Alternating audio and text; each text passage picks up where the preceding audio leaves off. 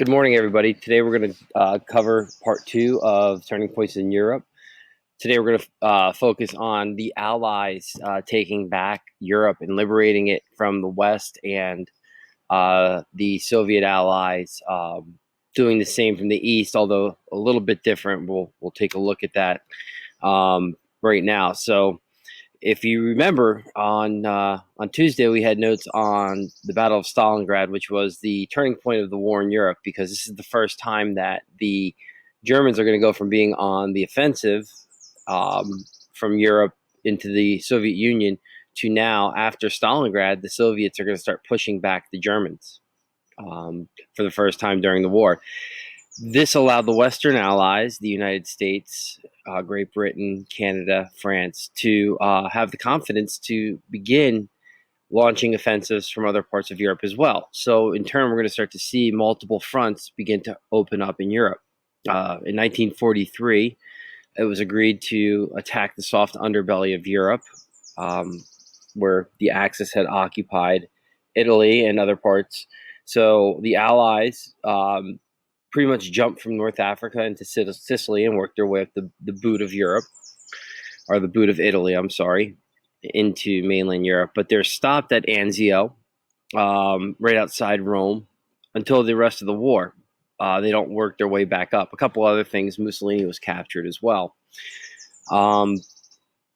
So now Churchill, Roosevelt, and other Allied leaders feel confident that they could begin to open up another front. And the question is, where are they going to do this? Well, if you remember, back in 1943, during Casablanca, I had told you that Roosevelt suggested attacking France, and Churchill said, no, that was the backbone of the Third Reich, too strong. So they weren't ready yet. But 1944 now, after the Soviets begin their pushback towards the West, and the Allies are working their way up the boot of Italy, now things have changed. So we will take a look at the next Allied invasion, which is probably the pivotal part of the war in Europe, D-Day, or Operation Overlord.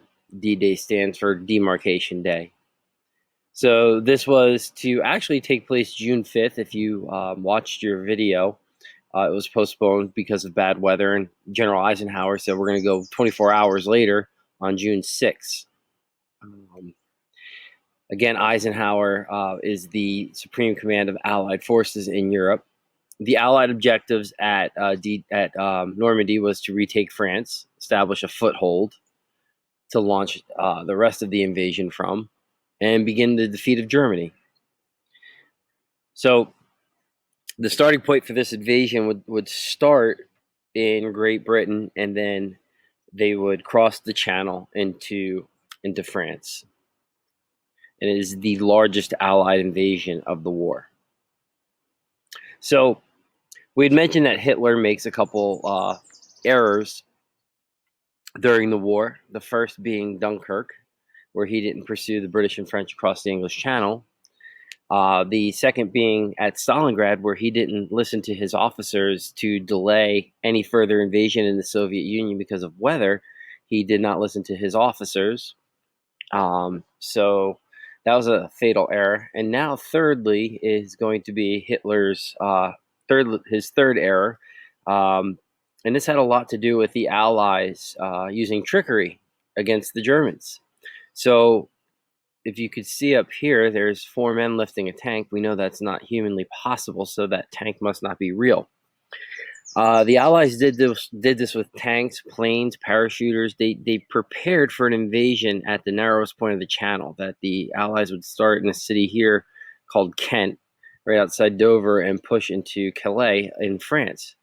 We know that the invasion is going to happen 150 miles to the south, so Hitler's fooled. All right? So Hitler believes the invasion will take place here at the narrowest point of the Channel, which is his third error. So the Germans weren't prepared for our invasion, or the Allied invasion at Normandy. The 5 main beaches we are going to talk about are going to be Gold Juno Sword, which were British, French, and Canadian fronts, and then the United States is going to take two other beaches, Omaha and Utah. And again, here was that narrow point of the channel where Hitler believed the invasion was going to happen. And here's 150 miles to the south where it actually happens. And Hitler actually, it is said that he has slept through a major part of the invasion. So on June 6th, 3 million Allied powers invade Normandy. This is going to be an amphibious assault, like what had started in Italy. It was being used in the Pacific from sea to land. It is the largest invasion. One thing that the Germans did have, especially at at Omaha Beach, was the Atlantic Wall. They had fortified when we were landing from our boats. They had the Atlantic Wall, which is a series of fortifications that Germany had set up to prepare for this type of Allied invasion. You had Belgian gates, which would explode, Teller mines, ramps, hedgehogs. And if you guys have seen Saving Private Ryan, they start with the hedgehog scene where the boats are landing. The Allies had to go in where the tide was high enough to get them beyond these obstacles. So when they do land, they're sitting ducks for these pillboxes that have soldiers inside shooting down on them. And that's what a German defense pillbox kind of looked like. There's a kind of a illustrated version of the Atlantic Wall and what the Allies had to go through. Now, again, there are Germans along this wall, but Hitler was not fortifying it as heavily as he could have. There's a picture of a Higgins boat that brought troops from the main ships all the way to the beach fronts. And there's a picture of Normandy Beach and what it looks like today. So the Allies do pull off the invasion, and after 5 waves of landings, they defeat the Germans. And this is a very important battle because D-Day is the beginning of the end of the war in Europe. The Allies establish a foothold. Very important. There was no foothold in Italy because they were working their way up the boot and they couldn't advance. So this is something that the Allies had taken. And after D-Day, the Allies are going to break out of Normandy and push into major cities like St. Lo and Paris. And this was known as Operation Cobra, the breakout of Normandy. Right. So by September of 1944, France had been freed, followed by Belgium and Luxembourg and much of Western Europe. That same month, in November, FDR, President of the United States, is going to be elected to a 4th term, the only president to serve, to be elected to 4 terms. After Normandy, General George C. Patton would play a major role as a tank commander. He's American. He's a 3-star general. You'll learn more about him in US 2 history, so I'm not going to spend a lot of time on him. July in 1944, many of Hitler's officers got together and planned a coup on Hitler, assassination, to overthrow him. This was known as Operation Valkyrie. Claus von Stauffenberg, who you see down here, had one eye and one arm at the time that he had lost in Africa, is going to bring a briefcase full of plastic explosives into the Wolf's Lair, where Hitler was war planning. The bomb goes off, and Hitler is going to be blown across the room, but the table that the bomb was slid under absorbed much of the blast, and Hitler was spared. Those officers were found out, including von Stauffenberg, actually including Rommel, who we had mentioned in North Africa, were all killed for this coup that failed. By 1944, in October, General Patton captures the first German town of Aachen. He says he radios back to his command that there's a river, the Seine, that runs through Germany, and Patton says that, "How do we know you're here?" And he said, "Well, I just gone to the bathroom." You could fill in the blanks on that. There's Hitler's bunker, the Wolf's Lair. Just to give you an idea, I like this hideout in Austria, the Eagle's Nest. Pretty cool looking. There's Hitler with some Hitler Youth and his mistress, Eva Braun, and his dog, Blondie. So, as the Allies move through Western Europe towards Germany, they begin liberating cities, countries, so on and so forth. In the Wolf's Lair, Hitler's going to make one last decision to give it his all to try to defeat the Allies, and it's going to be called the Battle of the Bulge. It's going to take place in that forest that Hitler crossed when he invaded France. So the Battle of the Bulge was one last attempt for Hitler to win the war.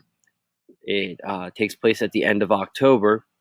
One thing that the Allies didn't have were enough supplies to fight in the mountains during the winter. It started to get cold in that mountain range in the Ardennes. So this is where the Battle of the Bulge takes place. Hitler's going to pretty much push every soldier that he has left into a counteroffensive against the Allies. And this takes place from December of 1944 to January of 1945. And the reason it's called the Battle of the Bulge is because Hitler is able to create a bulge in the Allied lines, not breaking through, but just enough to slow the Allied advancement down. All right, so this was Hitler's last ditch massive offensive. Both sides had to fight in the cold. Both suffered heavy losses. Hitler's losses were a little bit more significant than the Allies and meant more because he couldn't replace them anymore. And the Battle of the Bulge hurts Hitler because he has to use his reserve troops. He's pretty much out of troops, and that's going to shorten his time left to win the war. So the Allies are going to close off this bulge and begin still advancing towards Germany, towards Berlin. And don't forget, the Soviets are advancing as well from the east. So just to mention a couple things, who knows how the war would have turned out, but these were some of Hitler's projects towards the end of the war. He was successful in inventing the V-1 and V-2 rockets and the first fighter jet, and the Germans were also working on the atomic bomb. So had he developed these, and had he not developed these in 1945 and earlier in the war, who knows what the outcome would have been. Also, three major leaders die towards the end of the war. FDR is going to die of a brain aneurysm while he was visiting Warm Springs, Georgia. I don't know how much Mr. G went into FDR's health when he was elected, but he had polio. He had no use of his legs, and he would go to Warm Springs, Georgia for treatment for this disease. The hot springs where he treated his legs pretty much annually. He died down there. Mussolini, the Italians are going to turn on Mussolini, and they are going to kill him and his mistress, and then hang him in Milan after his execution. Hitler is going to be in a bunker in Berlin where he marries his mistress as the Allies are approaching from the east and west, knowing defeat was near. Marries his mistress, Eva Braun, and they take a suicide pact and they commit suicide. And Hitler even poisons his dog. So there are rumors that Hitler actually escaped through Spain and went to South America, but it was never proven. All right. So the Allies liberate Europe. The Soviets are the first to reach the concentration camps, and the Western Allies follow suit, and those concentration camps are liberated. Now, a couple conferences that we're going to talk about next week. Yalta happens before the death of FDR. He's going to meet with who were considered the big three at the time: Churchill, Stalin, and FDR.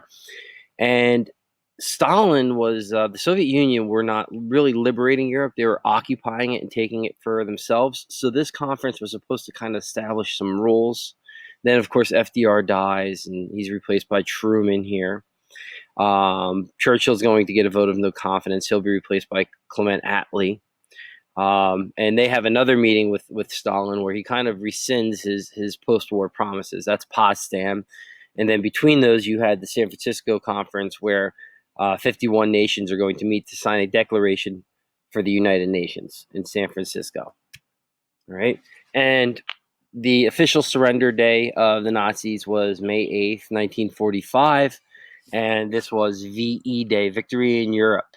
All right. Very important day, which we celebrated last week. And I wish we were here on our notes so we could do something for VE Day, but we'll mention it. And very important date. So I hope you enjoyed Turning Points Part 2. And please log on or come on to office hours today if you have any questions. Take care.